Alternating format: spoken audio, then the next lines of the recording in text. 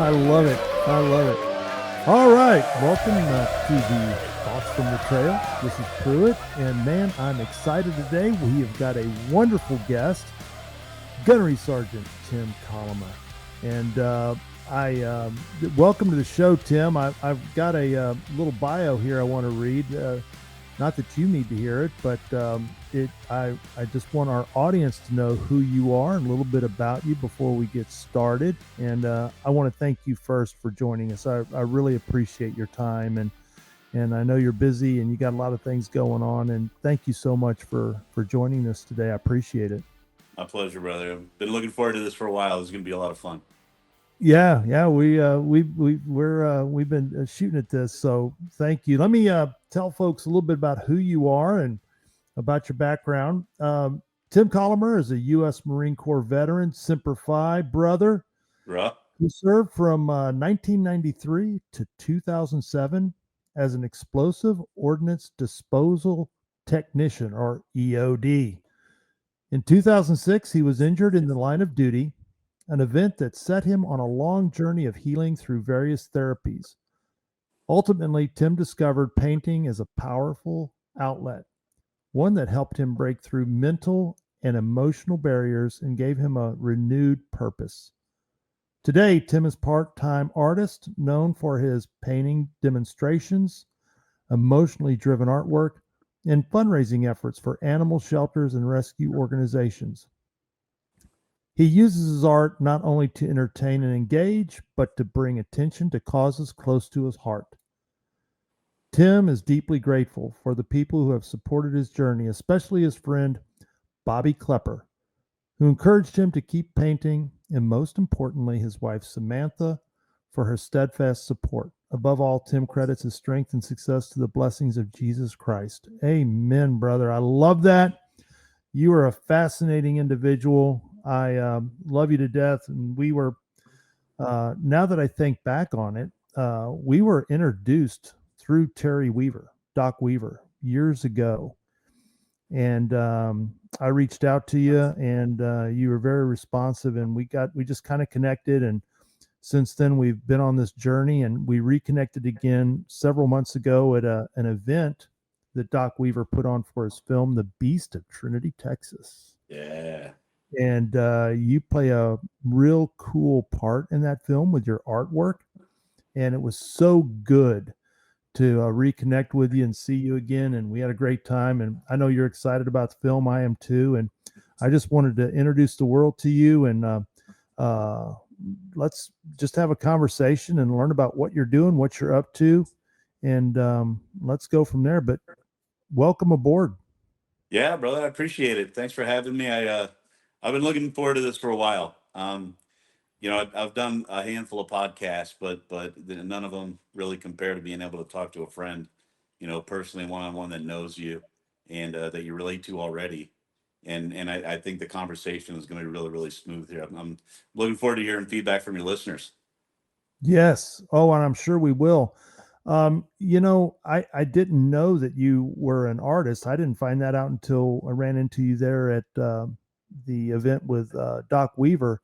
And I was like, man, you're just a man of many talents. In fact, that piece right behind you there is some of your artwork. That's one example. Tell us a little bit about that. Yeah, so at the beginning of the show, you did the introduction, and you're talking about my friend Bobby there, and I'll give you the $5 version of how I got into painting. When we originally met, I didn't know I was an artist either. To be quite frank, about a year and a half ago, this was December 2023, so we're closing in on a year and a half. I was Christmas shopping with my wife and my son, and you know how hectic that is. And she was walking into one store. I'll name drop. It was Ross. And dude, it's like oil and water, fire and gasoline. It's not my place to go. So, like all those strip malls, they all have a Michael's like arts and crafts store in them. So that was like the least busy place. Nothing wrong with Michael's, but it's just not a holiday shopping kind of venue, right? So I was like, I remembered back from when I was a kid that they had like little things, models, stuff like that. That I was going to pick one up for my son and I. because we had a good stretch of Christmas break to hang out together and stuff. So we popped in there, we walked around a lot, looked at a bunch of different stuff, and they had these little kits that was basically like a canvas, some acrylic paint, some paintbrushes, and it wasn't necessary. It was kind of like a paint by numbers kind of thing, but I was just gonna do my own thing on it, whatever. He got one, and we came home, and the very first painting I made was it was something that I knew was a bomb suit, a guy in a bomb suit, right? But I put a little bit of a twist on it. I was figuring in a bomb suit, you're like super secluded. It doesn't matter what's going on around you. You almost got tunnel vision in front of you. So I wanted to drop this character into something like really, really overwhelming, right? So I always liked Van Gogh. So I did like a Starry Night background, and then for the character himself, there's a painting from a guy named Munch called The Scream, which you'd probably recognize if you saw it. So I replaced the Scream character with a guy in a bomb suit. So the foreground is Edward Munch, The Scream, and the background is Van Gogh. And the guy's got the whole suit on, the helmet and everything.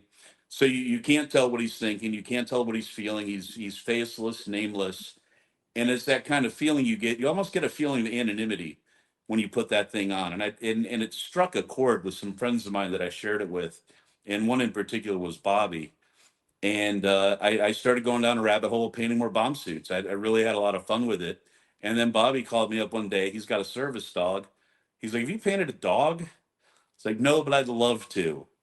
So I started painting dogs, and really fell in love with kind of the process of identifying character traits and personalities and stuff like that. Because if you're a pet owner, it doesn't matter what the pet is. Frankly, I don't think, but dogs have a lot of charisma to me. So it's a lot of fun capturing them in different. We were talking earlier, like anthropomorphic, like part person, part animal kind of situations. And dogs playing poker was honestly my inspiration a little bit, why I did that. But yeah, it's really taken off. It's only been a year and a half, dude. I took a couple classes, and I just got the hooks in me, brother. That is fascinating. So you've made several mentions the bomb suit. For those that aren't familiar with EOD, maybe they don't know a whole lot about the military. Do you mind going into a little bit about that? Because it sounds like that really has a foundation, not just to your artwork, but obviously this was a big part of your life. This was uh, your military experience is, to me, it sounds like a lot of it is the foundation of what you do today and why you do it. Tell folks a little bit about your experience in the Marine Corps and EOD, and how did you, first of all, how did you end up in the Marine Corps? I just wanted to go see the world. I didn't have any righteous reasons other than I wanted to get out of my parents' house. Nothing against my parents, but when you turn 18 and you're kind of stir crazy, I wanted to get out of the house. I knew college wasn't right for me at the time. It was later on in life, but it wasn't at the moment. And I always kind of, it sounds kind of crazy, but I've always liked doing things that are hard. I've always liked challenging myself, whether it's physically, mentally, emotionally, whatever. So I joined the Marines. It was honestly, it was that commercial from the late '80s of the guy on the horseback slinging chess pieces. I was like, how creative is that? I mean, the guy, there's no mention of free college. There's no mention of uniforms. There's no mention of barracks life, any of that stuff. It was just, if you join the Marines, you could be this dude on the horse slaying comic book characters. I was like, damn, that resonates. That resonated big time. That is so. It wasn't like a childhood dream. You didn't grow up in a military family. Yeah, my dad was a retired police officer in a pretty rough room in Chicago. My mom was a stay-at-home mom through most of my adolescence. She later on, right around the time I was in high school, started an interior design company. She would make curtains and things like that. But no, not necessarily military. But I just knew I had three choices. It was like go to college, which was out of the question. Go to jail. My dad told it's not an option, or join the military. I'm sure I probably had some other choices out there, but it just seemed like it was the right fit. It's something you want.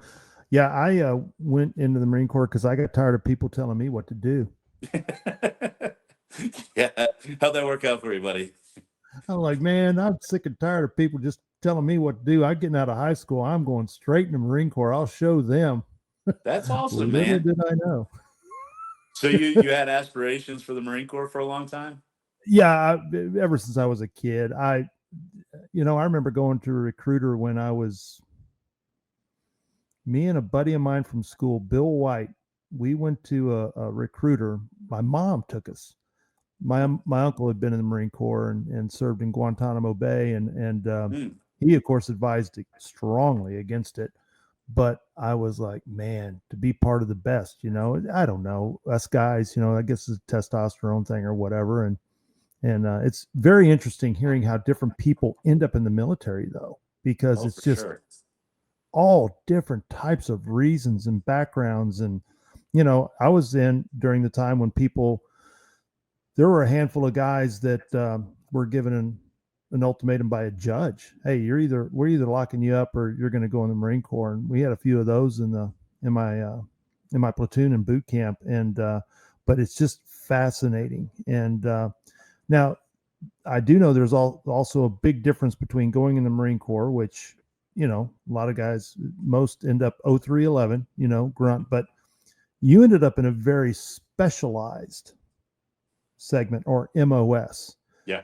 Can you explain a little bit, how did you end up becoming an EOD? And for those that are listening, I guess the best way to describe to a lay person, the EOD guys are the ones in the big heavy suits and hoods, and they go waddling into some package or a vehicle or something, and they're like, you're just holding your breath going, are you kidding me? That guy's going in there and he's gonna do some stuff to, you know, diffuse this bomb, or I mean, a little bit crazy.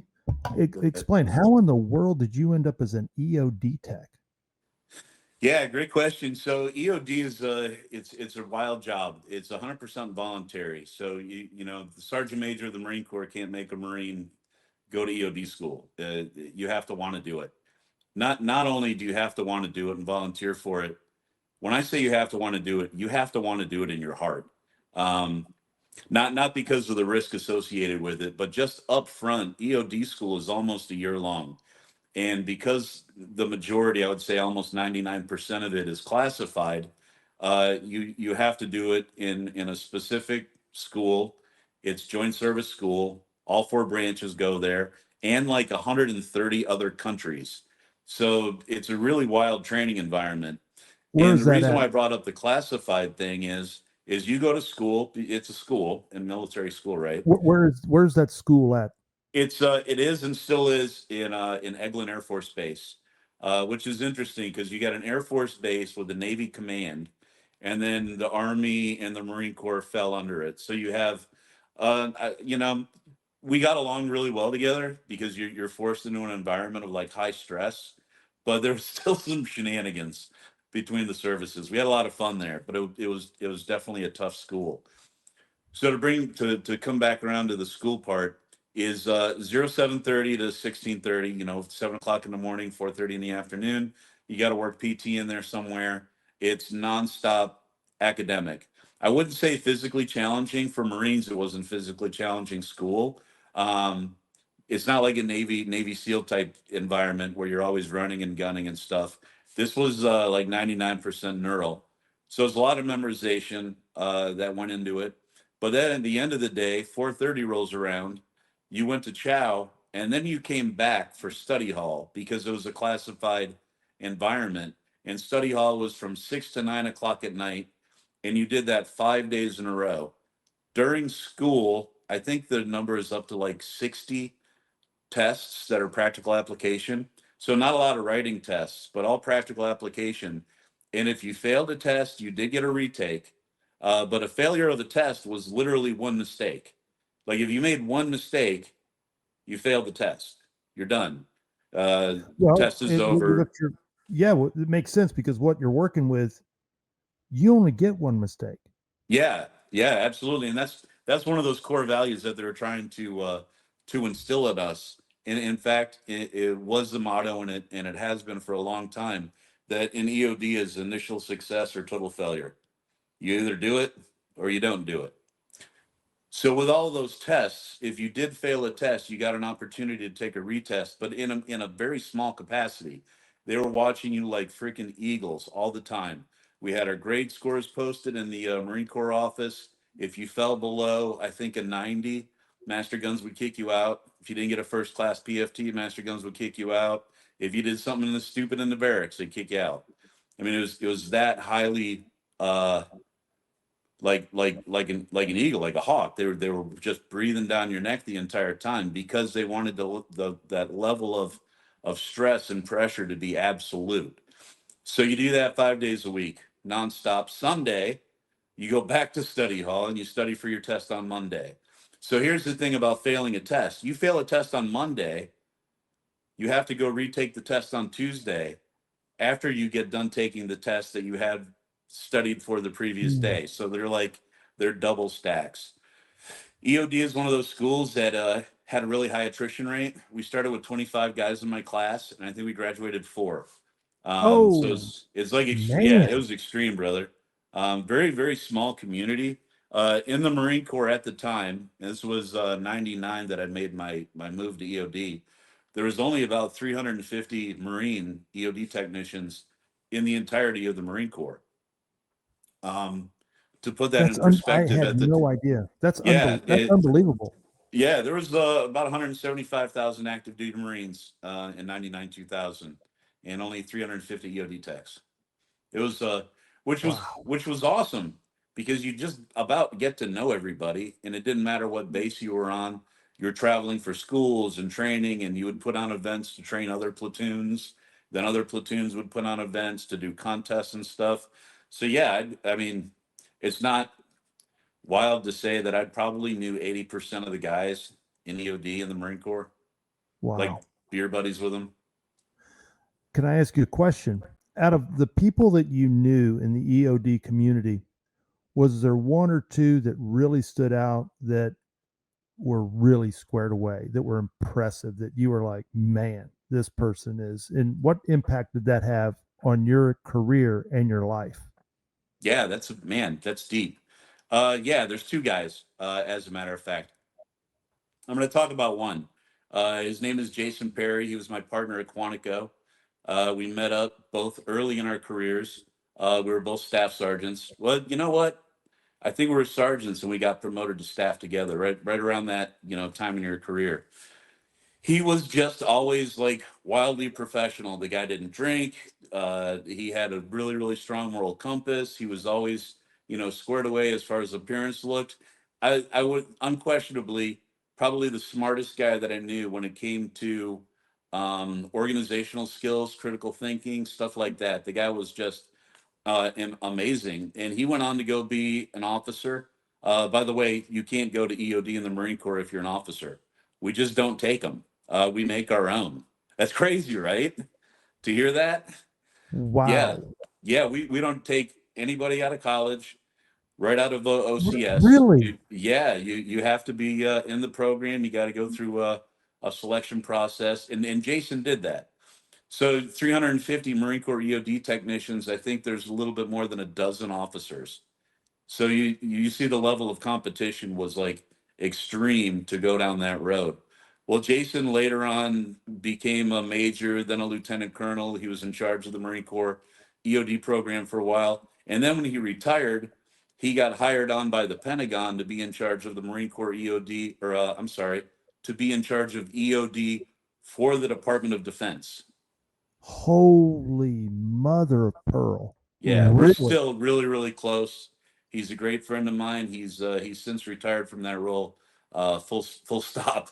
He's got a farm and he's just living his best life. But yeah, as far as your question goes, like he's easily the dude that I looked up to. We one of my favorite missions we went on together, and you'll appreciate this. World War I, Battle of Bellewood. There's a whole bunch of ordnance left over. This guy inherits a piece of property in France. He's about our age at the time. Goes out with a metal detector, He finds landmines and Mills bombs and hand grenades, or like all sorts of crazy stuff. And the Marine Corps found out about it because it was U.S. ordnance, and sent us out there on a mission to, basically check out this guy's ordnance, make sure it's safe. Well, lo and behold, the guy took all of these like highly sensitive. Now it's been what, over 110, 20 years Oh, since yeah. I World mean, War yeah. One. Super dangerous stuff. And he gets a hacksaw and some manuals you could buy off of Amazon. And he literally took the explosives out of all of these by hand. And then, dude, we cataloged like 130 ordnance items, like incredibly dangerous stuff. We asked him, Gilles, his name was Gilles. So Gilles, when you were doing this, did you have any like close calls, like something pop in your hand or catch on fire? He said, "Oh yes, one time I was sawing a grenade in half, and it started smoking, and I think I smelled blister agent, so I threw Oh, it in a river." So, wow, oh my, you got to be kidding. amazing. Yeah, that Oh, was easily my favorite mission with Jason, and it'll go down in the history books. We uh, we actually made a plaque like from the Quantico EOD team with our names really big on there that they hung in the museum. The guy wound up taking all this stuff and he put it in a museum. So you could go to the Bellawood Museum and see all this ordnance there, and Gunny Colomer and Staff Sergeant Perry's plaque. that is, I never, that is amazing, Tim. Yeah, it was For awesome. for for the benefit of our listeners, for those that may not know that much about Marine Corps history, what is the significance of Bella Wood? Yeah, man, that's you want a good read. Pick up any book about Bellawood. World War One, the Marines were pinned down in this really really small field, and I always had these ideas of grandeur about Bellawood. Like it's got to be this giant, overgrown, like really, it's tiny, brother. It's smaller than a freaking football field. And the Oh, are you Marines, serious? I thought the oh same thing. I imagined this big forest, right? Oh, oh no. Well, the area where the Marines were at, they were pinned down leading into the woods, was about the size of a football field. So it was this really tall, overgrown grass. And the Germans were dug into the woods. And they had fighting positions behind these giant boulders and dug out trenches and everything. And that's why the battle was so intense. The Marines were fighting these dudes that were like literally integrated into the ground. You could still go there and see pot marks on the boulders from the Marines and the sharpshooters shooting at the Germans. And eventually, the Marines, they did a couple, I won't get too Marine Corps nerdy on you, but they did a couple flanking maneuvers and were able to surround the Germans. And the Germans thought, man, there's got to be hundreds of these dudes because of the accuracy of their rifle and how well they were shooting. And it wound up being like 20 Marines that corralled these German guys into this farm to basically, put them in where you keep cows. I don't know what that's called right off the top of my head. But they took all their weapons, and the Germans were like, "Where's the rest of you guys?" Like, oh, this is it, guys.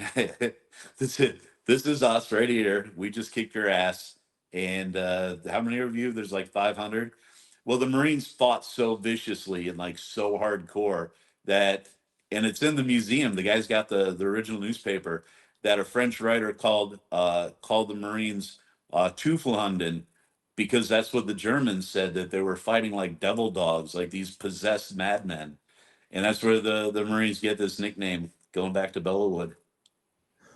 It, maybe I may be mistaken. Was Sergeant Major Daly involved in that particular battle? Yeah, so there's Dan Daly's obviously a huge hero in the Marine Corps. I honestly, and I should know this, I'm a history guy. I'm not positive if he was or not. I seem to think like you that he was involved there. I, I, I, what I think I remember, I could be incorrect, was that was where he was awarded, I believe, his second Medal of Honor, and that's where the famous quote, "You sons of bitches want to live forever," or something like that. I mean, It's starting to ring a bell. um, okay, yeah, I think that was at Bellawood, but I could be wrong. But anyway, I mean, Bellawood is ingrained. I mean, we learned that very early on in boot camp when you start learning about Marine Corps history. And Bella Wood was, I mean, that's where we got the name Devil Dog. Yeah. And here you are 110 years later, um, neutralizing ordnance from that battle. And now you have a plaque in the museum there. Yeah.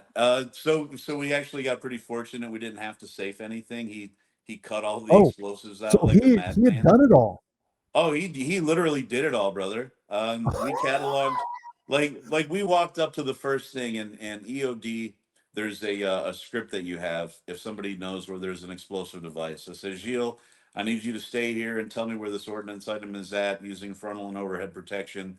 If this thing blows up, I want to make sure that you're safe. He's like, oh, it's right through here, and he's in this dilapidated old barn, and he walks us in, and there's this door, man. I swear it looked like the door to Narnia.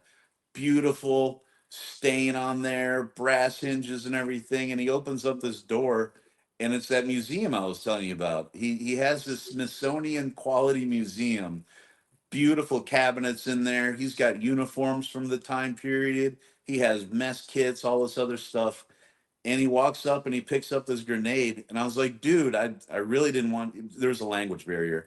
I was like, I really didn't want you picking this thing up. Well, he opens it up like one of those plastic Easter eggs, and he shows it to us. He's like, it is okay, it's all empty. And he puts it back together, then picks up a mortar and picks up another thing and another thing. And the collection the guy had, dude, I wish we could get in the United States, at least on like a tour, to show people. And if anybody could make that happen, that'd be a dream.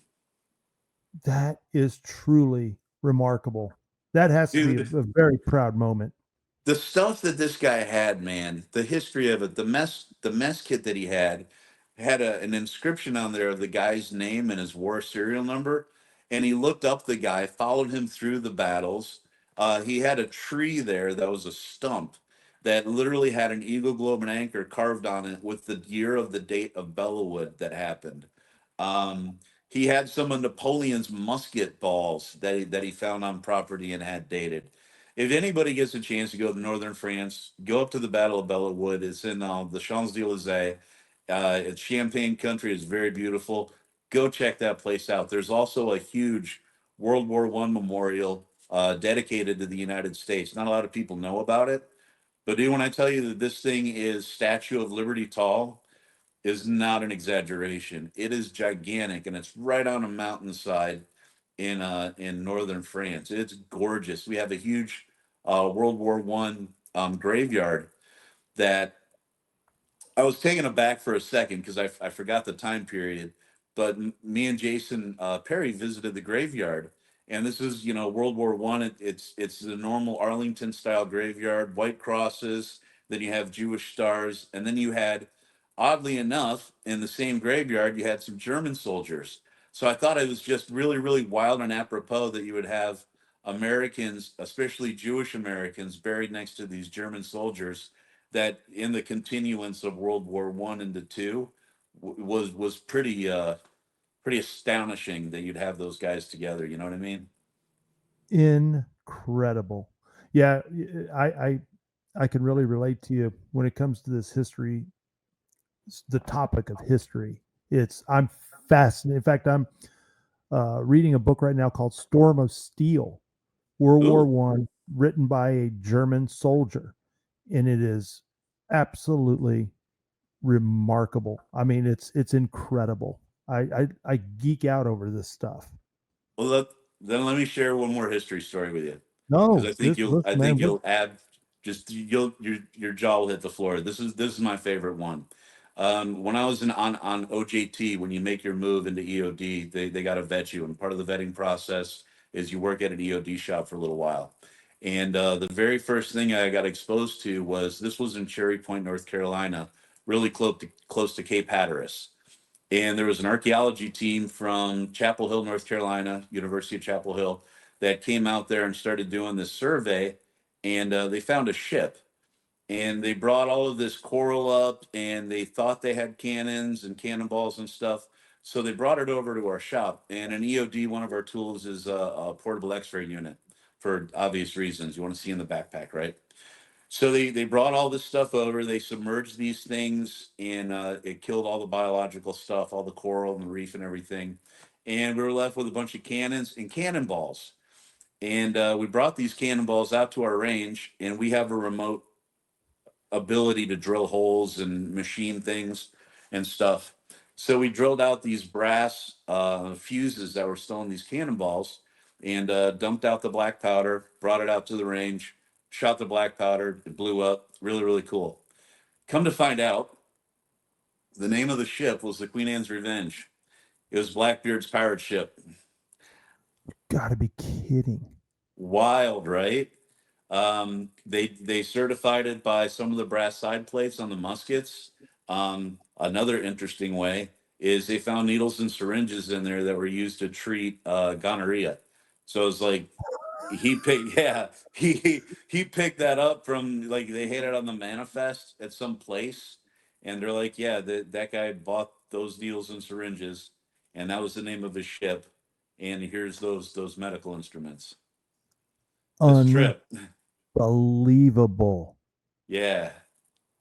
So this time period, we haven't even gotten to 9/11 yet. So you've been in the Marine Corps, you've gone through EOD school, um, you're just tooling along. But prior to 9/11, what were most of your missions? What were you doing once you got out of EOD school?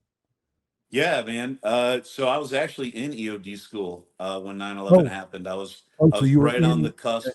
Yeah, right on the cusp of graduation, which makes this a little bit more relatable, I think, to people, because I was there during a very transformational period in the United States.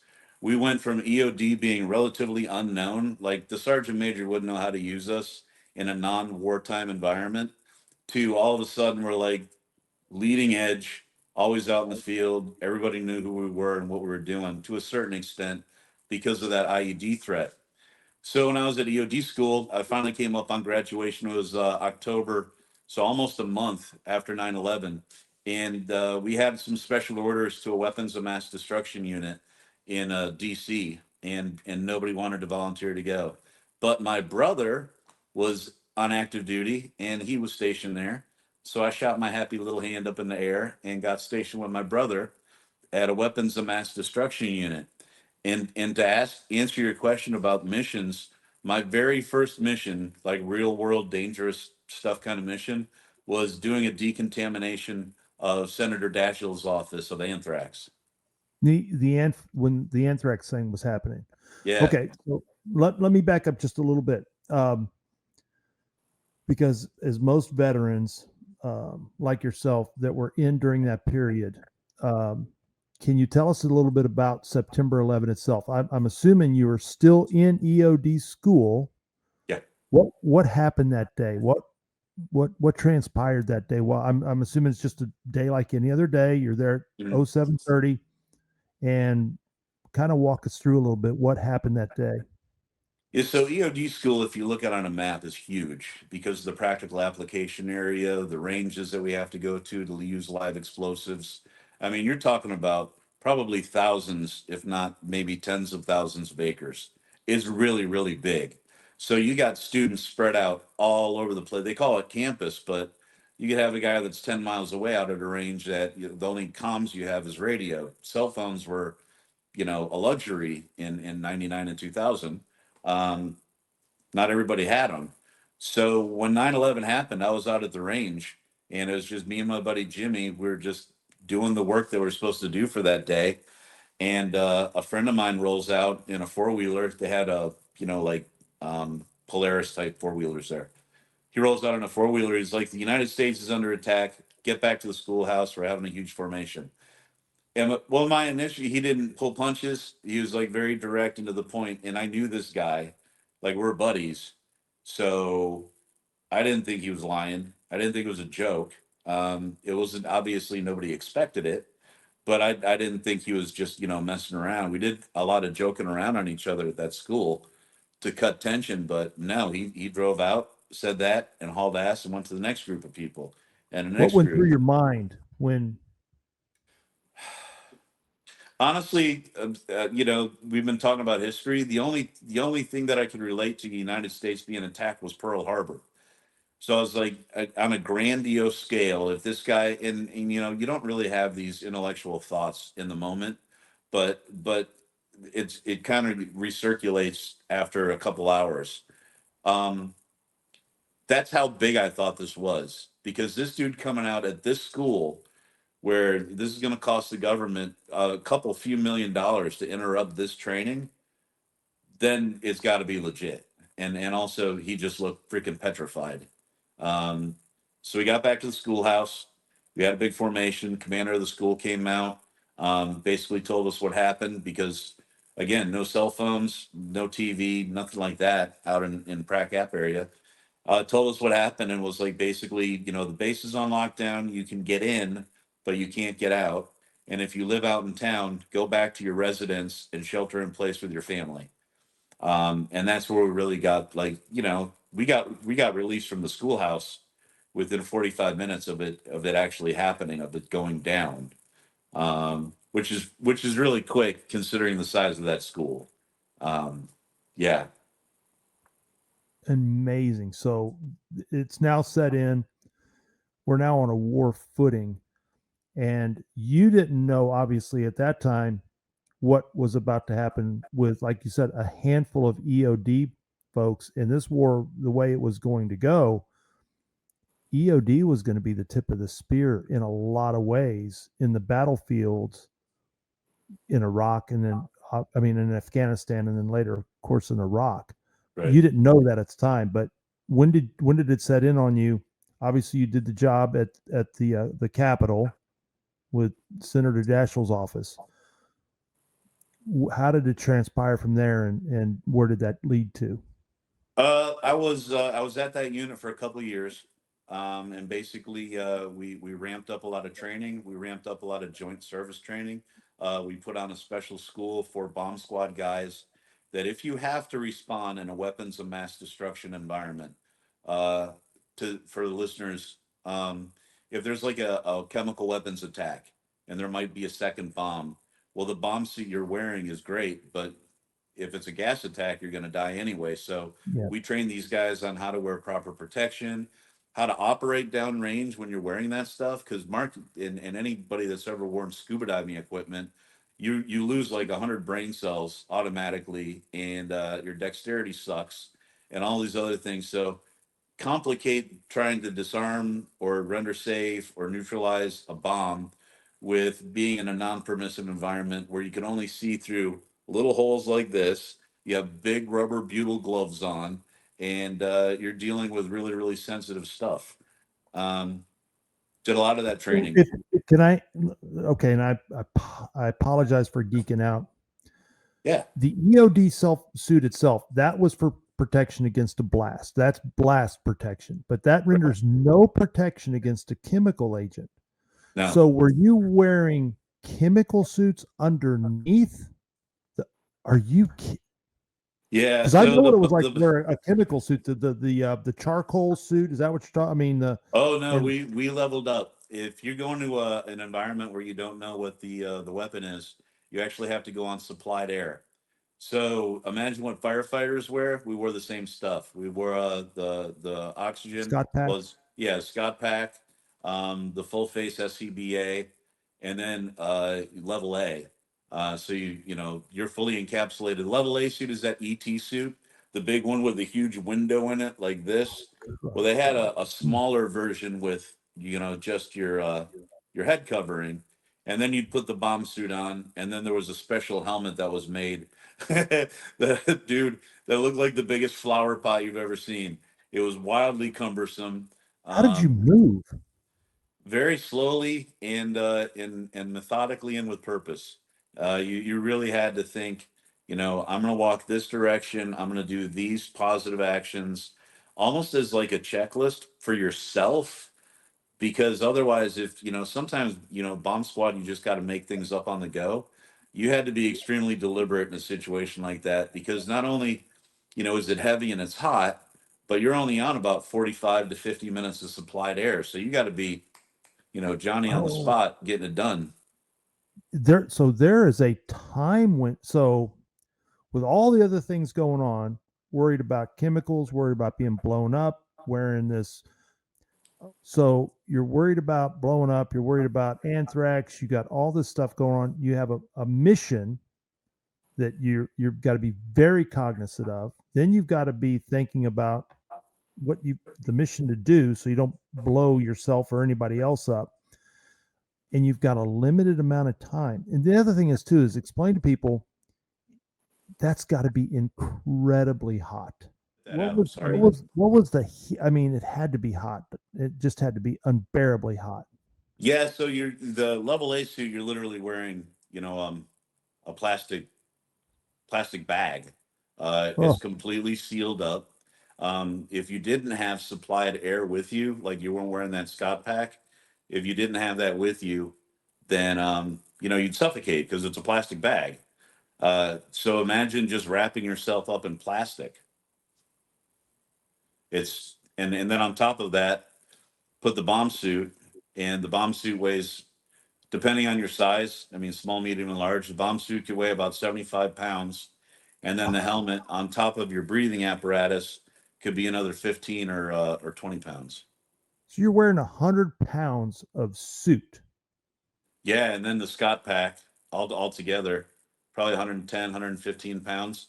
So, sir, your is your air life expectancy for that Scott pack is greatly diminished unless you have really good cardio and you're in really good shape. And one of the things that they made us be in was good shape for that gig. You'd have to be because you have to control your breathing, obviously, or you can use that air up really quick. So in essence, you're kind of like a scuba diver in a way. Right. Yeah. Unbelievable. And so you go out and you do a mission, and whatever it is, you got that limited amount of time. You lose about 10 pounds of water. Hmm. Uh, and so the stress level is pretty intense. Yeah, we actually had an opportunity at Quantico when I was there. Right after that weapons of mass destruction unit, I went to Quantico for a couple of years, and we had a memorandum of understanding with local police departments that they didn't have a bomb squad, so we would go on calls with them. We didn't enforce laws because of posse comitatus, but we would go on calls for them. So imagine pipe bombs, dynamite calls, grandma finds, some ordnance from grandpa up in the attic. We would go support all those.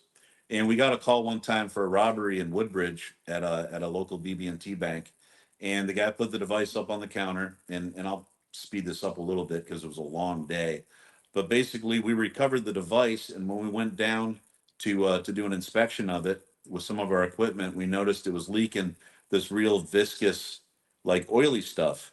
Well, that's an unknown substance, so you got to go through some precautions. And we tested it, and it tested positive for a blister agent. So this is a weapon of mass destruction shortly after 9/11, at Quantico near the White House. We're a stone's throw away. So luckily we're at Quantico. The FBI came out. They had their hazmat team there. They tested it. 3 out of 5 came back positive with a machine called the flame chromatograph mass spectrometer. That's one of those huge words for like $1 million testing equipment. So we thought we had the WMD on base. Unfortunately, I'd just come from that chem bio unit, so I got a slap on the back in a mission. Was basically like, Colomer, you know what you're doing? Go down there and take care of it. It had been about a 12-hour day, and this was in the heat of August, September in Quantico. I got 3 IVs that day, just from going back and forth downrange, wearing that kit. It was a long and short. We wound up, it wound up not being the hazard that we thought it could have been, but we took every precaution in the world, to include, calling some very senior people. Amazing. Amazing. So up to this point, you've been stateside. Hmm. How did this progress? How did you end up? I guess did you first go to Afghanistan? Or did you go to Iraq? I went to Iraq, and Okay. I got orders to Iraq as a fill for a person that unfortunately got killed. And he was supposed to be going back. So I was a fill for his position. Um, so yeah, that was let's see. I got orders right around my birthday, believe it or no. I take that back. It was my wife's birthday. I stayed home one extra day and flew over to Japan, met up with my platoon. We had about a month of training together. I was a team leader. They gave me a team. It was basically a month of training together and fly over to Iraq and get doled out, this is your fob, this is the areas you take care of, and do a left seat, right seat with the guy that you're replacing over there.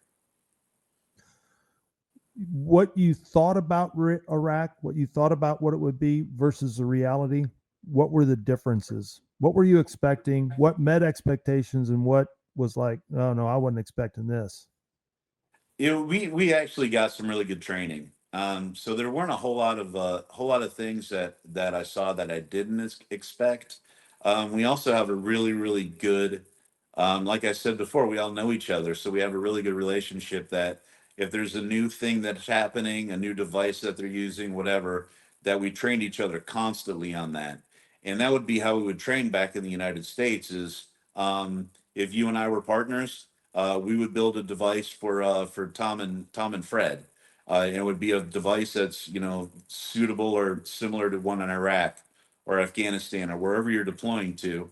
That's specific to that area. So we would take the intel, marry it up with some components, and do some training the best that we could.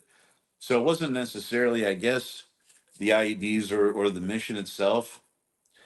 I guess it would suppose actually the operational tempo, man.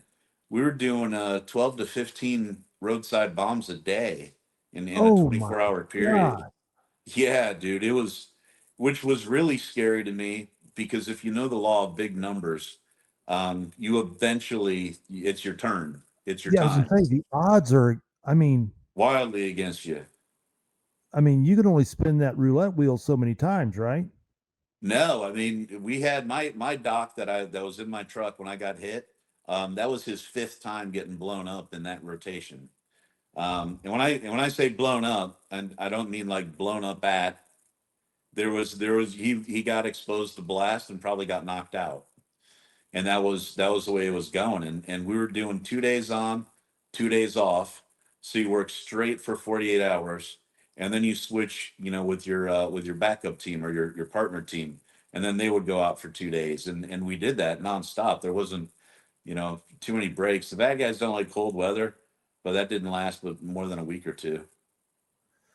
When you say 2 days on, 2 days off, um, again for the lay person, when you say, man, you work for 48 hours and you're off for 2 days, when you say working for, you're literally talking about you're working for 48 hours.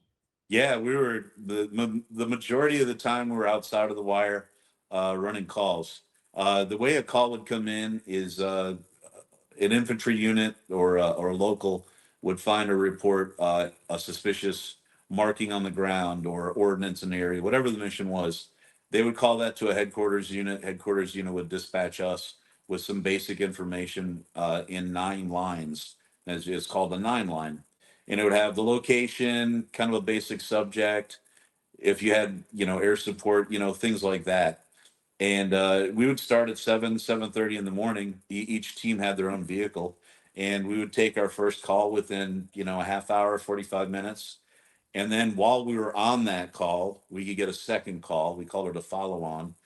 And then while we're on that call, we could get another call or three calls, or sometimes it'd be like, man, Gunny, here's a list of 17 places that they want us to go in the next 24 hours. I'd be like, all right. I had a good How would you navigator. prioritize them? How would you Yeah. prioritize the let's say Distance. 17? How would you prioritize those 17 calls? I would always kill the alligator closest to the boat. Just go for distance. Unless there was a unit that was being held down by gunfire or an attack or something like that, and they had to penetrate an area that had a potential device. It was kind of situational dependent, but 90% of the time, it was like, all right, what's the next one? How close is it? How quickly can we get there? And we we developed a relate like we developed this air of like a lot of people thought that we were just taking our time, and I can tell you too, we were hurrying up the fastest as fast as we could, but we did develop a reputation of like those guys are always late. Like what's taking them? Because you think about it, if you're sitting like you're a sitting duck waiting for this team to show up, and you're getting shot at, indirect fire, getting engaged by snipers, stuff. Yeah, man, I imagine 5 minutes could be 5 hours when you're waiting on a EOD team to show up. So when you show up, a lot of these times you'd be in an active zone. Um, there's sniper fire, there's Mhm. engagements, there's when you're going out in your suit, you're not armed. You're out there to take care of a of ordnance. So you have a very strong depend. You're depending on those guys. Was it mostly Marines or were there soldiers? Or I mean, I'm surprised.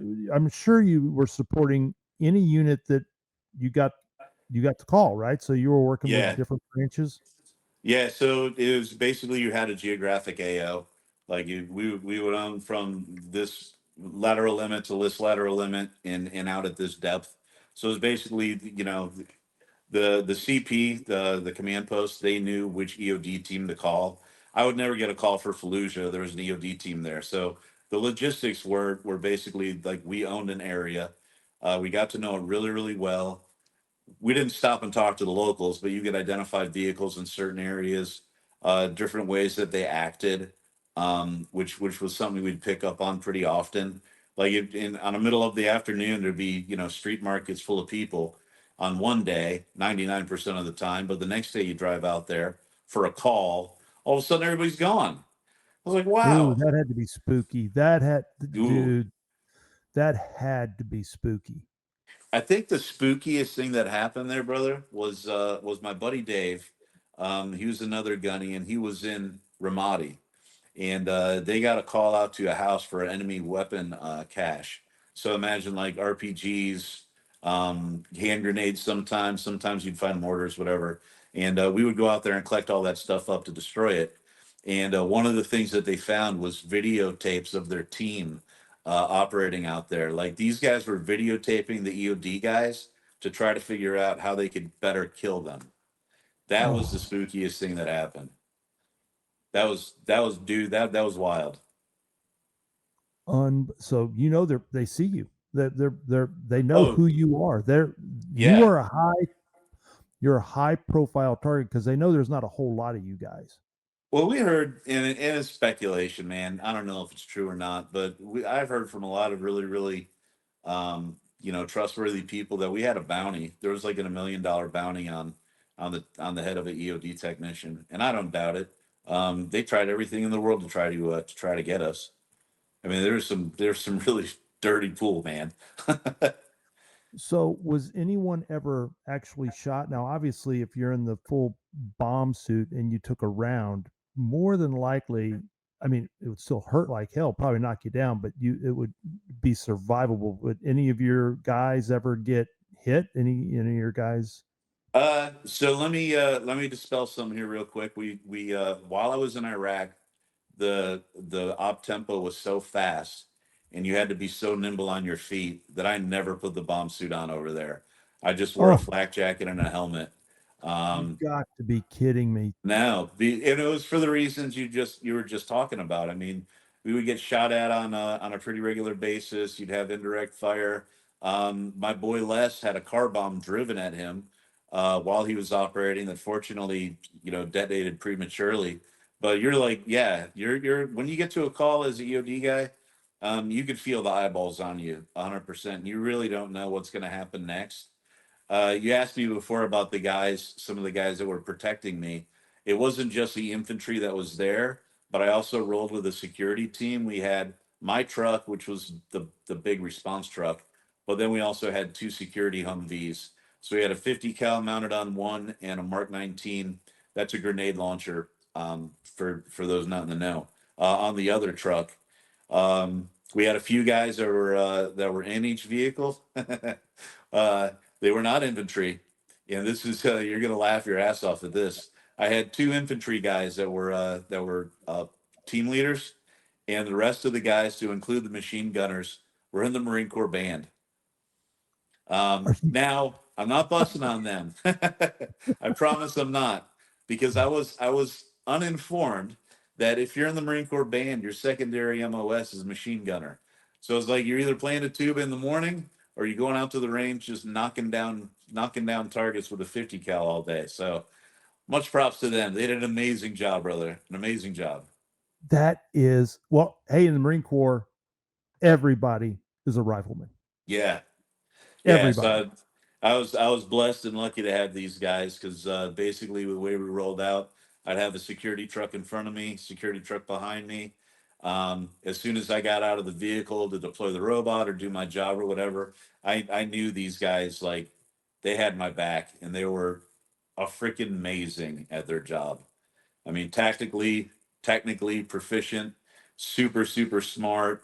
Um, One of the guys, he was a sergeant infantry guy, but you could tell he was like deployed on his fifth or sixth deployment. This guy had tactics and techniques down, dude, to a freaking science. I mean, it was just from a leadership position, it was a pleasure watching these guys work. It was like, damn, that's what professionalism is. Amazing. America's best. Yeah, easily. That is just so, it's just Getting a fascinating little to hear. like a little choked up thinking about it. Those guys, they saved our ass many a times. Kept me alive, dude. Like, literally, kept me alive. They would shield me when I was about to like walk out into God's country. Would like shield me with their trucks and their bodies. I was like, damn. Well, I'm worried about them, but they're worried about me more. It's hard to explain. It's in that brotherhood that you get in Yeah. war and combat. That's Yeah. how it's developed. I mean, it's literally like self-sacrifice.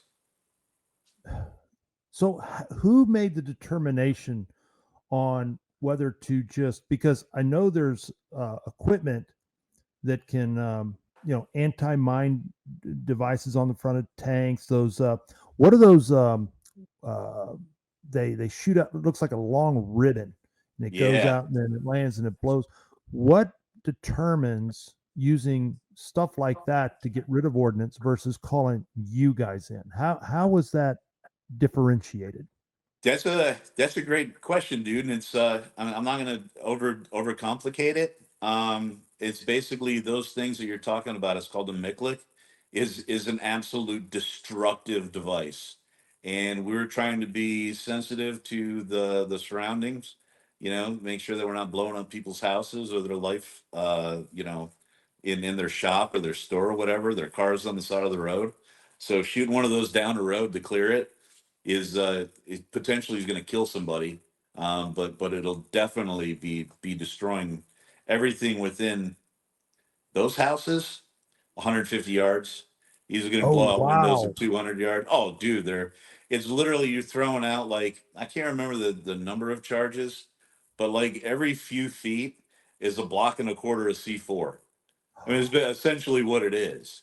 Oh So it's like my! that's some heavy destructive power. So we would go out and do the best we could to safe these things and be able to take the ordnance, the explosive part, out of the equation, bring it out to a safe area, and dispose of it out there. Not to hurt anybody, not to blow up their houses, but also there was a certain amount of evidence that we collected too. That later on in my career I got to be a part of prosecuting some bad guys. So you guys were the scalpel. You were surgical. Yeah, had to be. We had some good tools, good equipment. We had robots that did a really good job. But you're talking about, you know, a combination of urban terrain and some really hardcore off roading. So sometimes the robot's just not going to cut it. It's not going to get in there and do it. So you would have to figure out some tactics to try to figure if there's a command wire, and which was a lot of the times there were.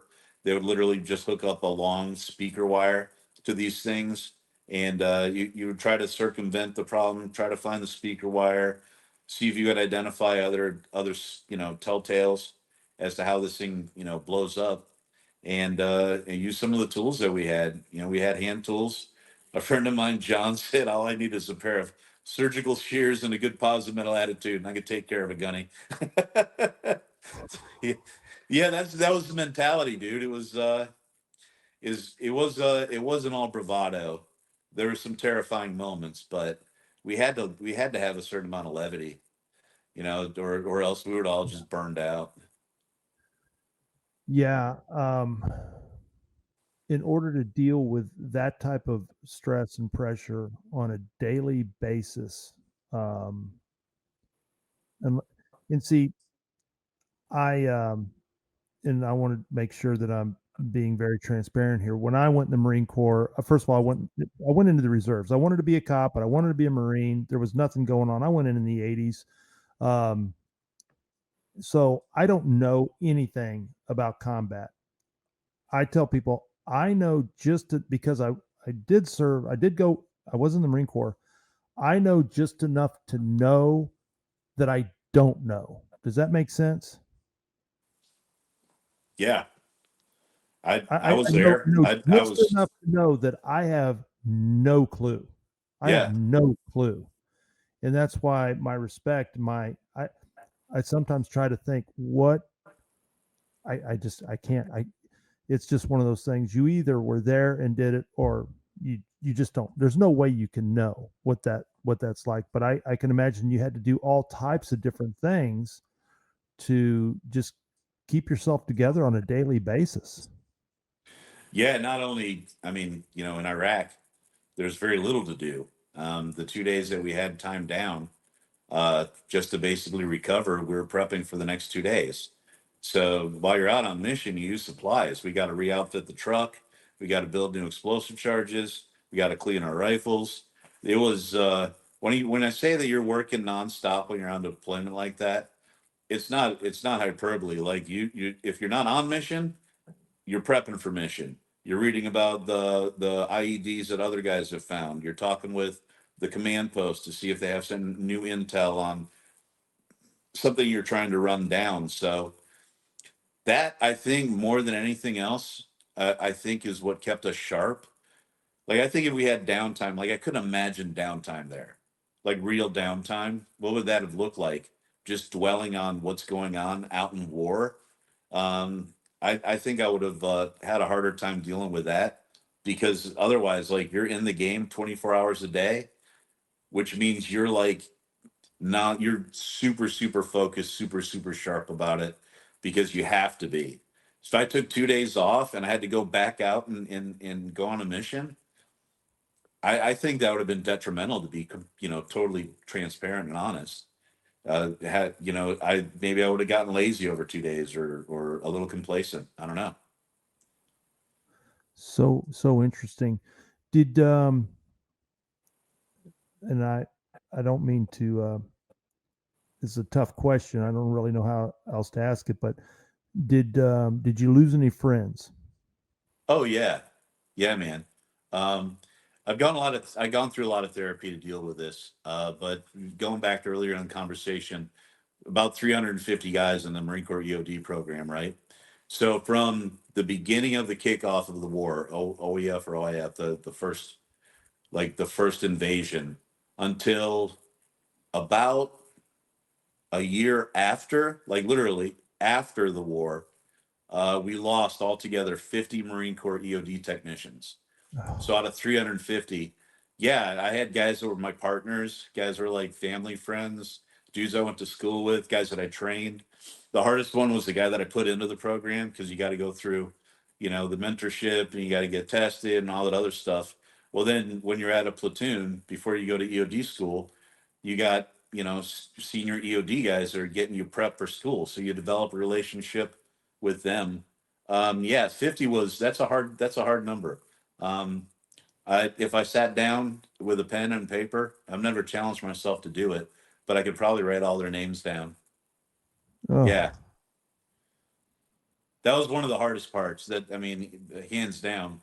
I mean, that war was going on for a significant amount of time, and even when you're out of the Marine Corps, you still got brothers that are in, and when you develop bonds like that, dude. I mean, I was 3 or 4 years out of the Marine Corps, still talking to my boys.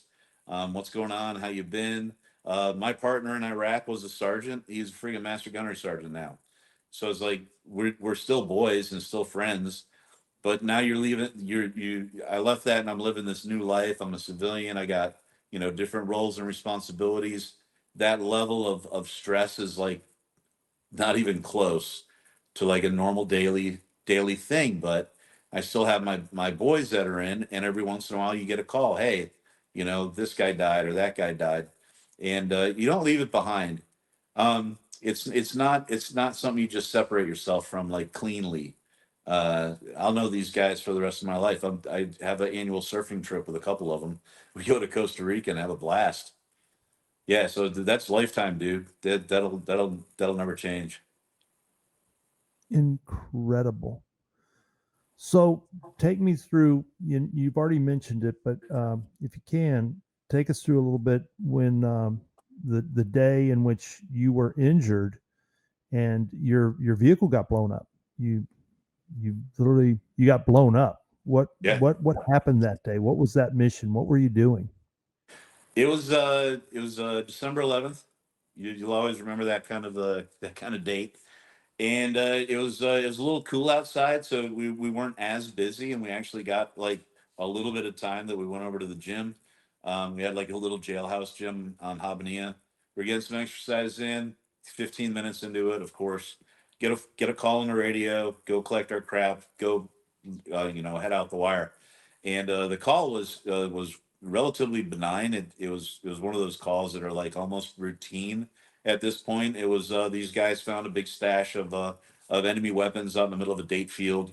We'd go out there, take 15 minutes, set a charge, blow it all up. It's in the middle of God's country. Nobody cares. That was the mission. And to get there, it's a farm. You'd have to go down this dirt road. So dirt roads were like money for the bad guys because they could dig it up, bury a bomb, cover it back up, stomp on it a couple times. Bob's your uncle. It's almost invisible, and that's what we hit. So we're driving.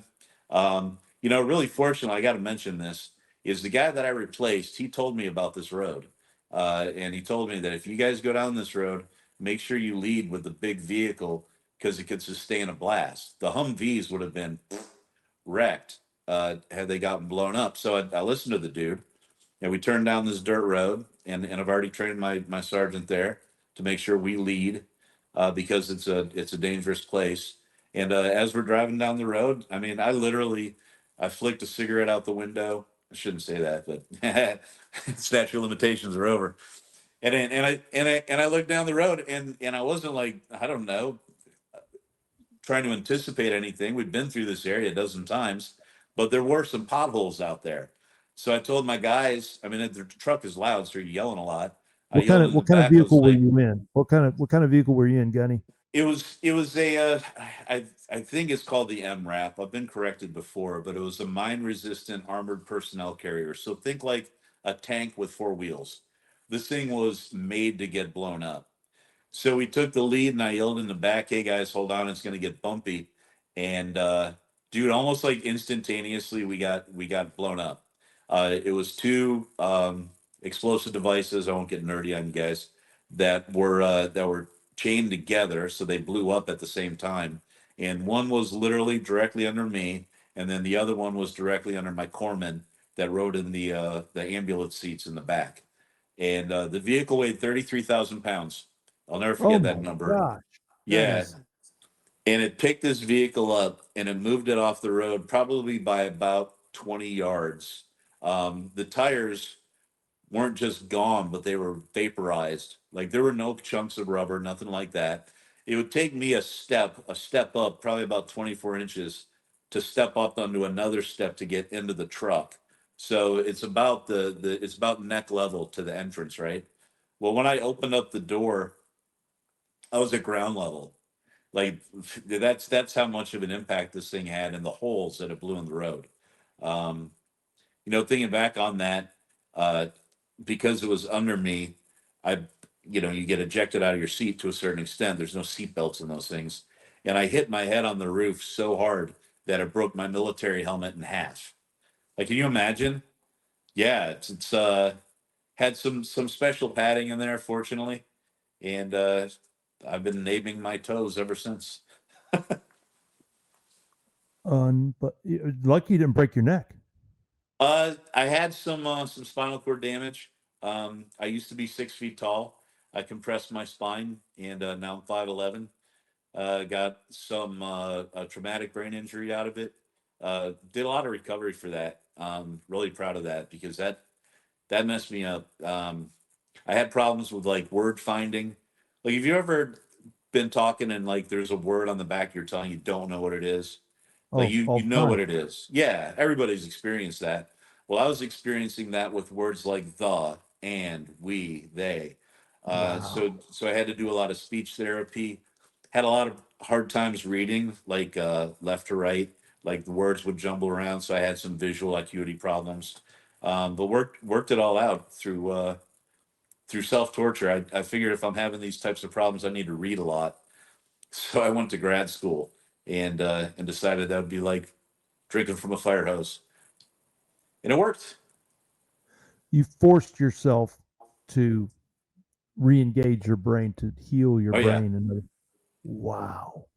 What other treatments were you able to access? What was your experience like with the VA? What worked, what didn't work?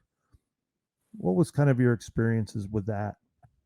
I had a real hard time readjusting to civilian life because I'd gotten out shortly after that, only 6 or 7 months after that. So I mean, imagine going full steam ahead, for almost 6 months, and then you just hit zero. Like now you're not doing anything. I had a job lined up. I had a great job. I love my wife very much. We had a great life together. But it's that lack of stimulation, dude, does something to you. But while you're in it, imagine putting your head next to a speaker at a concert and you're there for like an hour and a half, and then walking way out into the silence. You still have that. You know what I mean? It's almost like this feeling, the vibration, the overstimulation. Well, you're at that point. You're literally rewiring your brain, so you have to unwire it. And a lot of people they struggle with it. Drugs, alcohol, um, exercise addictions. I mean, it runs the entire gambit. So I tried a lot of different things. I tried talk therapy. I tried exposure therapy, which is basically just telling your story over and over again, almost with the intention of numbing yourself to it. I've tried transcendental meditation, surf therapy, exercise therapy, all of these things. And the thing that resonated with me the most, because it's just cathartic to me, is painting. It's just kind of shutting out the world, focusing back in on a very small attention to detail, where it just kind of took me back to being able to engage my brain like that, um, and really pay attention to something to make like a significant thing. Like painting is a lot of probably millions of choices that you make in when you make a painting, brush stroke, color, texture, all of that stuff. It was very similar to when I was being an operator for EOD. Like you had to have all of these decisions like right there in the front of your mind that you had to make, right then and there, and the expectation was that you're going to be a success when you do it. Well, you could literally, when you make a painting, when you do that, you're painting an experience. Um, you're trying to capture and use all of those inner thoughts to make something beautiful. I thought that was just pretty pretty cool. No, it is. And it sounds to me like, um, and you talk to different veterans, and almost everybody has the same story, a lot of the same experiences, but then the coming back, readjusting, getting into civilian life. There's so many different paths, and it seems like the ones that are successful at doing it find something that works for them. And then of Yeah. course you hear a lot about the stories about the guys who never find that thing, that something that can bring them back, and it's heartbreaking. You know, I I don't disagree at all. In fact, I wildly agree. And I think part and partial, the reason why that you have that, you can almost put a line in the sand, um, is because of the support system that they have. If you come back home and you don't have a support system, whether it be friends or family or the military brothers that you made, then you can go down a rabbit hole, dude, that I can't imagine escaping. But if you have that rock at home, your wife, your husband, your family, your brother, sister, whatever, and they're super supportive. I couldn't have made it this through without my wife. There's no way. It's just she's known me all the way from the beginning, all the way through all of these hard things, and has just been like, and she's a freaking saint, dude. She should be canonized. The things that she's had to endure. Can you imagine getting a call at like 3 o'clock in the morning that says your husband just got blown up? Oh, no, Yeah. And then dealing with, the getting out, the PTSD, the traumatic brain injury, the physical rehab. I mean, I still have lingering, physical problems. They're not, missing an arm or anything, but I've got like some serious pain. It's just residual that sometimes it's almost crippling. Um, and she's there for me. So if I didn't have that, dude, frankly, it would have a hard life, really hard. it's interesting you say that because in and to their credit, you hear a lot of guys like you, a lot of vets that do give credit to their family, their wives, things like this. But then you never think more about, say, for instance, your wife. Is it possible? I mean, it seems to me that spouses would have some form of PTSD going through all of this, even though they were never on the battlefield. Like you said, getting a call at 3 o'clock in the morning, hey, your husband's blown up. I mean, So I'm gonna make if you don't mind, I'm gonna make a plug for a friend of mine. I just went through his program. His name is Ken Falk, and he founded this group called Boulder Crest. Boulder Crest is a PTSD. It's actually more PTSD has got a label. It's basically trauma therapy that you go through. It's a beautiful place up in Virginia. He's got a few more that he's opened up around the United States, but basically Boulder Crest was set up to help people get out of that. Whatever funk they're in, whatever trauma they experienced, is he's got a theory that you could grow through this adversity, and you could come out better on the other side. And the way they do it is phenomenal. I just went through the program, and I got to be frank with you, brother. If I hadn't gone through this program, I would have been broken down in tears by now. It was that big of an impact. It helps you deal and process with the trauma that you went through, but also gives you these incredible tools to to get through the next one, and then eventually meet a veteran that needs the help, and help him out, and it's kind of like a cascading effect. I've met a lot of guys who have gone through the program now, and the cohort that I went through, they're going to be brothers for life with me. We went through some really really intense stuff. So if you get an opportunity, check out Boulder Crest from Ken Falk. It's a private organization, literally ran 100% on donations and stuff, and they do the work of the Lord. And one of the programs they have is for spouses. They identified a need a long time ago that like, wow, it's yeah, the veteran is going through hell, but he's got a significant other that's living through the same hell with him. It might not be bullet shots, but there were times, dude, when I didn't talk to my wife for 3 or 4 weeks. She's got no idea what's going on. It's not like she's got a hotline to Iraq. We're fortunate to be able to call home every once in a while, but I couldn't imagine living with that stress to know that, like, if my wife was a first responder or something, or a cop, it would suck going to bed every night being like, I hope I see my loved one again. Um, and we didn't come home at night. We were gone for 6, 8 months. Army guys were gone for a year at a time. That's brutal. So yeah, they're starting to get recognized for needing some assistance too, and that's awesome. that's that's not a sign of weakness. we all need help with different things at different, I mean, everybody does, but this is kind of a specialized thing, and it's also near and dear to my heart, not just because I was in the service as well, but it's just, we ask people like you to go off and do a job that very few people are willing to do. And you were physically injured, but I think everybody sustains mental injuries, and our nation needs, and I think we've done pretty good. Obviously better than what our guys in Vietnam and Korea and those poor guys went through. There was just nothing but I hope we maintain this course of being compassionate towards our warfighters that come home and the things that they have to deal with, and we be supportive, and that we support you guys and understand you guys went through some stuff that we just can't even imagine. And man, you got to be able to do what you got to do to be able to recover and to get yourself back together again, because this is just going to be an ongoing thing. I don't think this is something you ever 100% recover from. This is going to be a lifelong journey to be able to cope with this and deal with it. And it sounds to me like you're on a good path.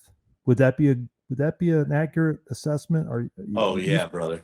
Yeah. And when I tell you that program that I went through at Boulder Crest was life-changing, that is not hyperbole. One of the things that you go through at Boulder Crest, and I'll explain it real quick, it's called a labyrinth. A labyrinth goes way, way, way, way, way back to early, like, medieval times, and it's literally a maze with one way in and one way out. And the way it would go is, if the locals, you didn't have a military, you had a militia, you had a blacksmith and a baker and whatever. And if you had to get called up to duty, you'd grab your sword. But what they would do is they would walk up to this labyrinth and they would drop down. It was very symbolic, by the way.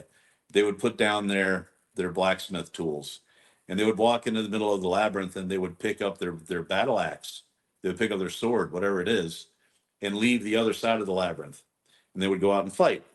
And at the end of the fight, they would come back, go through the same ceremony, leave their swords, symbolically leave the labyrinth, pick up their daily tools, and carry on. The symbology is pretty intense. We did a very similar exercise there, and if somebody's going to go to Path, I would just suggest maybe turn this off for a minute. I'm not going to. It's not a spoiler alert, but I think it was probably one of the most impactful moments that I had through this recovery. Is you pick up a giant rock, like literally there's big boulders there. It's in the Blue Ridge Mountains. It's covered with rocks. You pick up a huge rock and you put into it whatever your trauma was, whatever you want to forget, whatever you want to leave behind at this program. You visualize it and you put it in the rock. Then you walk the labyrinth and you say whatever you got to say to your rock. It could be people you love, alcoholism, or a habit you have, or whatever. And then you walk out of the labyrinth. And I had a Marine behind me that did this with me, and he's like, "Dude, when you're walking out, I literally saw you grow, like erect yourself, like you literally dropped this thing that sucked." And that was a life changer, dude. For real, big time. That I left that crap back there.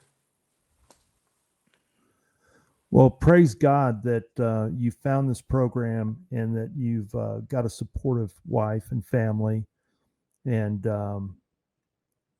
It was and it intense, also dude. sounds Sorry about that. well, It easily, Mark. It was a pivotal moment for me. man. Praise God.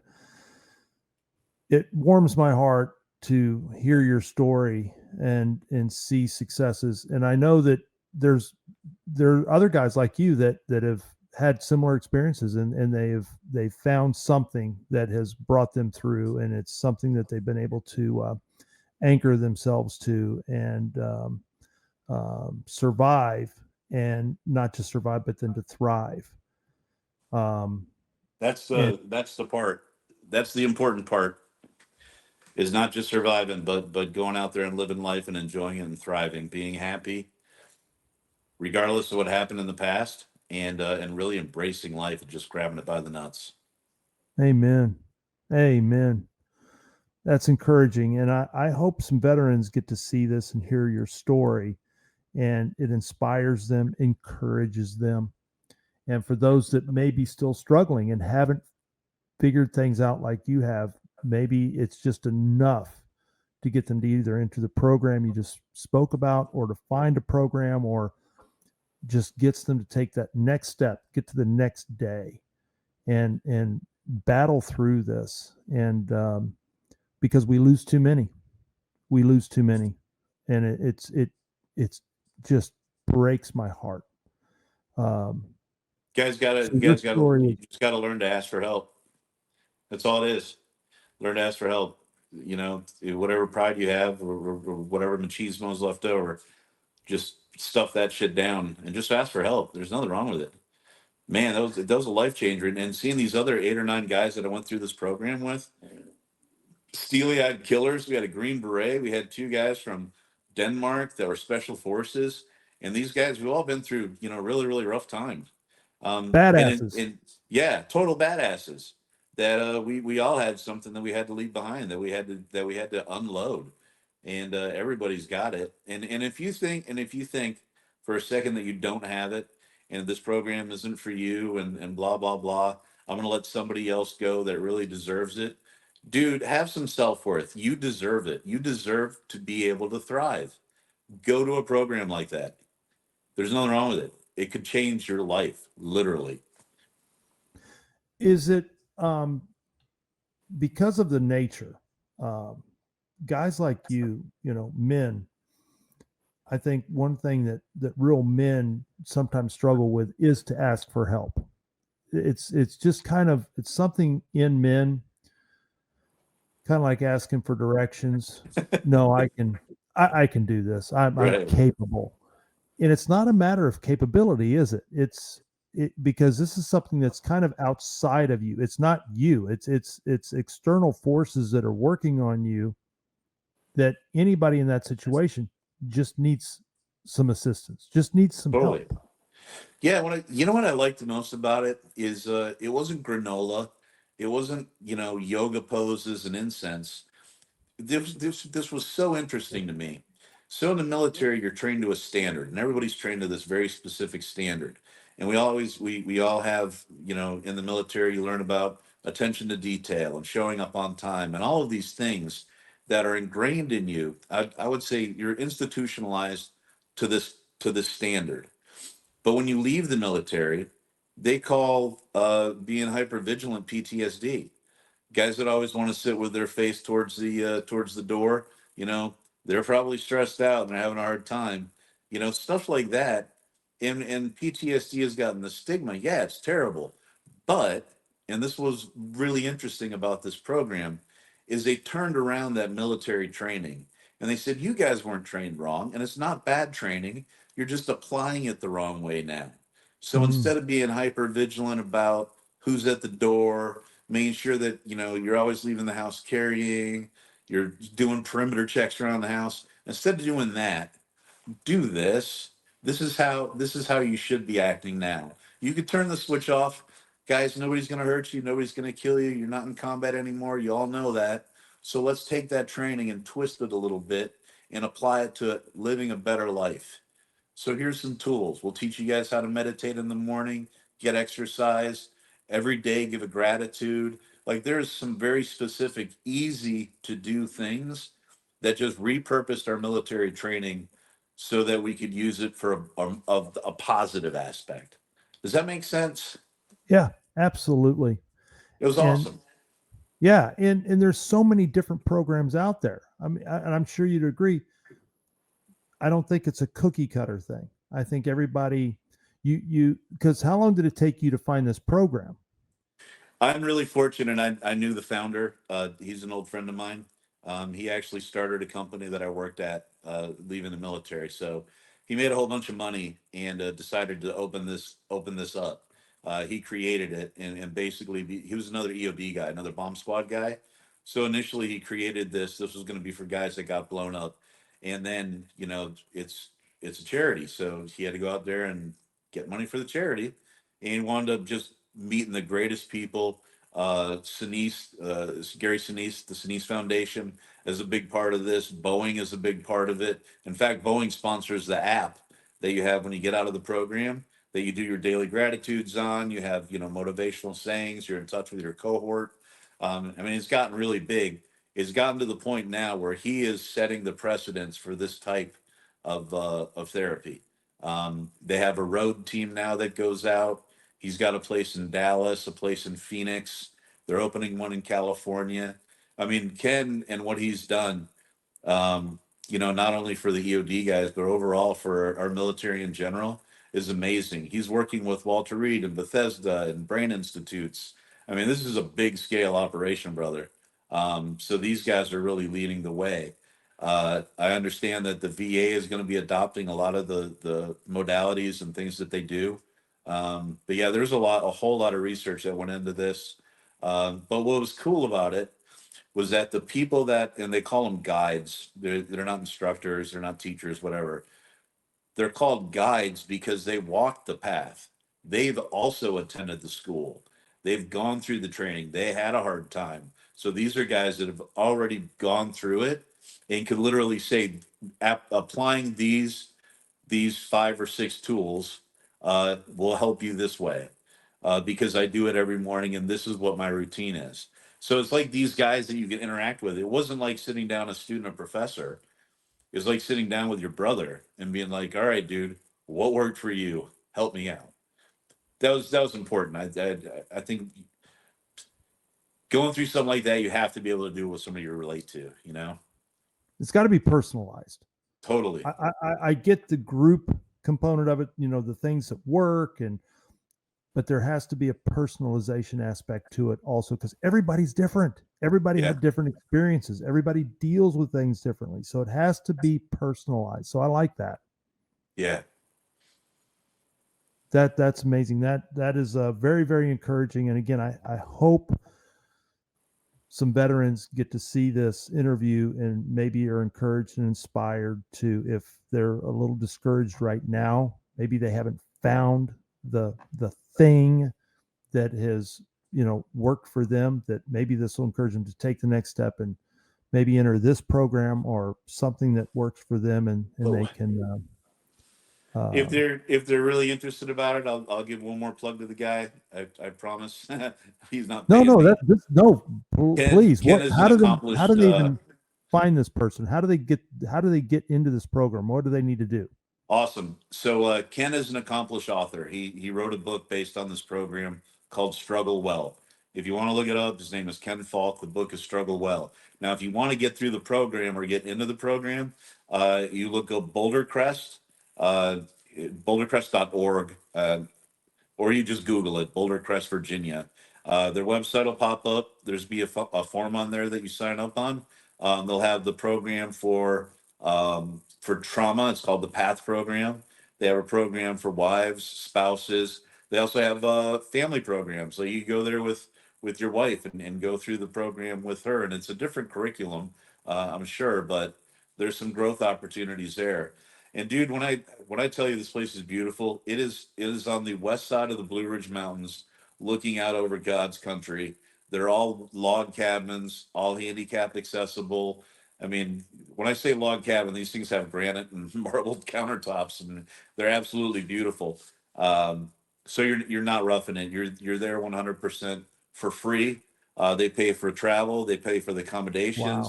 They have chefs Wow. that come in, volunteers that come in from out in town. The place is amazing. If I'll share one more last thing about the place with you, Mark. This I thought was really cool. They had soldiers and songwriters, or songwriters for soldiers, an organization like that came out, and a guy sat down with us as a group. This was like the last day of our week together, and we all wrote a song together. And this guy was a songwriter, helped put together the music and everything. This is the level of people they get there. He was Jimmy Buffett's personal songwriter. And these are the types of people that are like volunteering to come out. So the place is absolutely top notch. It's hard work.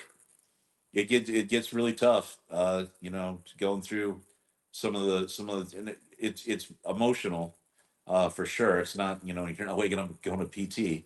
But once you come out the other side, man, it's amazing. Man, it sounds amazing, and I think that this is going to have an impact. This is going to have a very positive impact, and this is going to lead the way for some guys to get some help. And man, praise God for that. Now, as far as your painting goes, did this have anything to do with your painting journey, or was you? Yeah, a little bit. So after I just painted a couple bomb suits, I wanted to do something a little bit more emotional impact. Because painting all the bomb suits was stirred up some old feelings. And one of the things that I wanted to capture that I just couldn't put into words were things like rage and despair and frustration and stuff. So I started painting these really dark. I have one actually here that I wanted to share with you. This one here is called War Dreams, and as you Wow. can see, it's this guy's just like struggling to uh, to keep it together in probably the most intimate settings in his own bed. So as I started going through painting things like that, the painting that's in the upcoming movie was called Rage. Is just kind of captures that always in the back of my mind feeling. I had one that was called My PTSD. All of these are available on a website I'll share with you. But my PTSD was basically the surreal image of a guy with a guy growing out of his back. So this and they were screaming at each other. So did a lot of this emotional stuff, and it started going down this rabbit hole. And it's right around then when my buddy Bobby was like, "Hey, dude, you paint my dog." Maybe it was, I don't know, maybe he picked up on something I needed to back off on. I don't know. But it was after that first dog, I painted another one and another one. And I got up with a local artist group. It's called Artists in Arms. These are all veterans that are creatives, and having a lot of fun with it, man. Having such a small EOD community, when you share something into the group, like it spreads like wildfire. Like it's wild. I have guys that I've been doing commissions for. I'm drawing different retirement ceremony things, doing commissions for people's own dogs. I mean, I've probably got now maybe 20 or 30 commissions that I've done, based on EOD guys getting a hold of me. Some have been pretty tough. Like I painted one guy's last call. He's in a bomb suit walking down range, and it's literally his last call. I just did a little bomb suit contest. I wanted to get some more pictures, to be quite frank. And I did a little contest, and I said the best picture wins. I'll draw your picture for you. And it was a guy that just got blown up in a bomb suit, and it's his Oh, boys taking it off of him, and he survived. I was like, that's the one. That's it right there. So it's blown up, man. I don't know what to say. I don't want to sound like a pun, but it's been a lot of fun. I've been gotten a lot of really, really good support.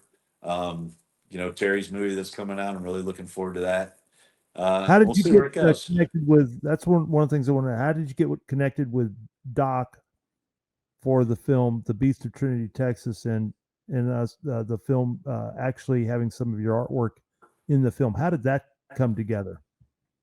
Right. So basically, when I started the art thing again, or started art thing, I started up a Facebook account. I had disconnected with social media a long time ago, but I knew if I wanted to get my art out there, social media was 100% going to be on my list of tools. So it asked, can we contact with your contact list to recommend friends? And I said yes to all of them. And Terry and I reconnected, a couple years after COVID, and he saw some of my artwork on Facebook. And I just check in with friends. You know it. I'll just call you up or send you a text or something. And I just sent Terry a text, basically like, "Hey, how you been, buddy?" And he's like, "Oh, I've been meaning to talk to you. This is what's going on. I love this painting that you have. I want to put it in the movie. I think he like after we'd connected again, he was just kind of masticating on the idea of like maybe he should be in the movie, maybe he shouldn't. I don't know. But as soon as he told me there was an opportunity, it's like, dude, you had me at hello. I'm in. What do you need me to do? This is going to be so much fun. No, it is. It's and for those that don't know, Terry Weaver, I've been he was a corpsman, um, patched up Marines over in the sandbox, and that's why I affectionately call him Doc. I mean, you know how that goes. And he's an amazing man, um, the quintessential overachiever. And I remember him one day just saying, "Hey, man, I'm going to do a movie." Something to do with Bigfoot. And I was like, you got to be kidding. And son of a gun, I mean, and here we are. And, I think it's this Saturday we're doing the Yeah. part of the launch for the trailer, and incredible story. Um, and again, that's how you and I met. And he's just an amazing guy, an amazing friend. Um, he's just a blessing to so many people. And this film is very veteran friendly. It has a lot of very strong veteran components to it. There's a lot of veterans in the film. Um, and I think it's just perfect that you guys connected on this and that you're a part of it, because I just think it's magic. It's just amazing. And I'm so looking forward to this. And I've had a couple of tiny little sneak peeks. Oh, And Tim, it's gonna blow you away, man. yeah. It, I'm oh, stoked, man. it's gonna be phenomenal, and I am so glad that you're part of it. And you wouldn't happen to have the picture, the painting that you did that's gonna be used. Do you have that somewhere? Or Yeah. This is unprofessional as can be, but I don't care. oh, there it is. It's up on There my it is, up wall. there in the upper left hand corner there. I can share a picture with you. You can post it. Tell me a little bit about that. What was the inspiration behind that? What Tell us So about that I piece. got a lot of I got a lot of fans of different art, and I really like the stylings of Caravaggio, old Italian guy that very Renaissance, flowing robes and that kind of art. Early turn of the century, I think 14th century. Anyway, I really like the style, and I was trying to capture like a really intense, raging moment, like a person that was just blew their lid, and you just wanted to see this just overexpression of emotion, good or bad or indifferent. I just wanted to be intense, because I when you got post traumatic stress and you got things you're dealing with, I felt that way so many times that I just wanted to like explode. And sometimes I did, man. I'm not proud of it. I haven't had some great times, with my temper. And unfortunately, like I said, my wife's a saint, and I wanted to capture that like raw, intense emotion. So I figured out a color palette that looked pretty wild, and this dude with this crazy expression of anger that just doesn't look like he's going to quit. And it's gotten a lot of really, really good. Um, it's got some good people that have related to me, and Terry was one of them. Was like, yeah, I get it, dude. I felt like that. I think a lot of people do. Not veterans, not people that have been through trauma. Just we live in a really tense time right now, and I think a lot of people have probably felt that emotion, and they can connect with it that way. Yeah. Well, it's an amazing piece, and I'm anxious to see where we're going to see that in the film. And I know Doc is super excited about it. And how do people get a hold of you? How if somebody wants some work done or is interested in one of your pieces, or how's the best way to get a hold of Tim Colomer? Yeah, I appreciate it. So I got a website. It's littledogartstudios.art, A-R-T. Little Dog Art Studios. I named it after my little dog. It's kind of just fit. And I was happy I was having a painting getting sold. And I was like, I need to name this after something. So yeah, Little Dog Art Studios. I've got probably 90% of my paintings or drawings are on there. I update it very regularly. You can get on the mailing list. And if you're interested in doing any kind of commission, I'm open to just about anything. There's a little form on there Just put your name and email on there, and you know what your idea is. And I love talking to clients. We'll get on the phone and talk for 45 minutes. So I really have a good idea of what you're thinking, and can bring that to life with you. It's and it also, if you do that, it's a pleasure, and it's an honor that you're trusting me with your memories, because you know, it's special. So thank you. So other than doing like I don't know what you would call it, like portrait work or you know uh, uh, painting on canvas, whatever. Do you know, somebody had a special, like they wanted you to do a mural in one of their rooms or something like that? Or I mean, these are different things. What are some of the things that you do? What if somebody was interested in your artwork? What I mean, what I all can you do? Or Dude, I'll capture anything. Really, I've done memories. I did a. I'm not going to go too deep into it, but there was a good friend of mine that had a memory of that he had that when he was a child of a specific image, and he trusted me with it, and I painted it for him, and the guy just melted. He thought it was amazing. I've done animals. I've done pets. I could do realism, but I really prefer doing fun stuff like this, only because you fill your house with fun stuff like this, you're guaranteed a smile once a day. Some, you know, some of the pieces that I've done are really funny. I had a client that had two dogs and a cat that he wanted to have sitting around the table eating spaghetti. I was like, "Yeah, sounds like a plan. Let's do that. Let's do that one." There's nothing too weird for me, with some exceptions, I'm sure. But it's really anything. You know, it's kind of fun getting creative with somebody, doing a collaboration. Especially I find with artists, because sometimes you can't. People have a hard time verbalizing, um, you know, what they'd like to see as a visual representation. And if you have a good artist that you're working with, we can kind of pull it out of you, like make suggestions and go down that road. And at the end of it, you've had an opportunity to tell a really fun story and have it on your wall forever. You know, the stuff I use is archival, which means it costs more money for me to buy it. But it's like it's museum quality stuff. So if you have a piece that really means a lot to you, you can cherish this and hand it down through generations. that is amazing, and I'm so I'm just I'm so happy for you, and I can just tell that you're in a really great place. But more importantly than being in a good place, you're going in a good direction, Thanks, brother. I appreciate and that. I'm very grateful to hear that because you know it's just been an honor to know you and get to know you over the years, and um, um, you know you deserve uh, a good life, and I know you've been there for a lot of people, and you've served your country, um, and I'm just so grateful for guys like you, and you're a rare breed. And I know there's other people that feel the way I do, and I'm hoping that this will reach people, and hopefully, you know, bring you some new clients, and get your creative juices Son. working, and you know, who knows what this might turn into. And but I know that you're eager and would love to help people put their images on canvas and do some really cool stuff. I Yeah, it'd be a dream. It would be.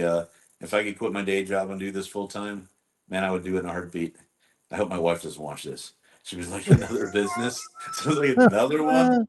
But I would. I enjoy it that much. And it's fun. I'd really like to do a gallery show, because I've been only doing this for 18, 19 months. I'd love to have a gallery show where I could be like, this is my first piece, and here's, like, you know, progress, and then this is here where I'm at now. Because I never thought I was, you know, gifted at art at all. I'd taken some classes, but I got blessed, man. And for real, I give all the credit to Jesus Christ. I don't know how I developed this skill other than practice and divine intervention. Because God knows, when I was at EOD school, I couldn't draw a grenade to save my life. Really? No, man. No, I dabbled with art when I was in high school because that's where the girls were. I mean, I wasn't like really seriously into it. I enjoyed like drawing and stuff, but picking it up and then just having that weird connection I was telling you about. Like, it's an opportunity for me to almost meditate and make and then when I get to do this and make people happy, dude, that's a double bottom line that not a lot of people get out of their work or life. I'm blessed, for real. Yeah. Yeah. Well, I have absolutely thoroughly enjoyed this. And again, thank you so much for sitting down for this conversation. I really appreciate it. And I just pray that people that need to hear your message get to hear it. And if this reaches, some veterans and some folks that are struggling and makes a positive impact for them, man, that's just that would That's all that make me matters. so happy. And I know where your heart is. I know what type of person you are. You obviously have done a lot of work on yourself, but I also know that you're very concerned about others, and you've got a great heart, and you want to serve, and you want to make a positive impact in other people's lives, and you're doing that, and you're going to continue to do that. And I'm just honored to know you, and just really appreciate everything you're doing. That's awesome, man. I appreciate it. I really appreciate being on this show, dude. And reconnecting you and Terry and the group has been awesome. It's been a blessing, for real. And I appreciate you getting me on here and your friendship, dude. You're a great guy. Well, God bless you, brother. Well, thank you so much. And we're, again, folks, thank you so much for joining us here on the Thoughts from the Trail, and getting to meet one of my really good friends, Gunny Colomer, and y'all getting some insight into some amazing people. And please, hit the like button and share button. Share this with folks, because you never know who might be needing this. And that's what this is all about. So thank you all for joining us, and God bless you guys. Thanks So again. thank you so much, Tim. I appreciate it.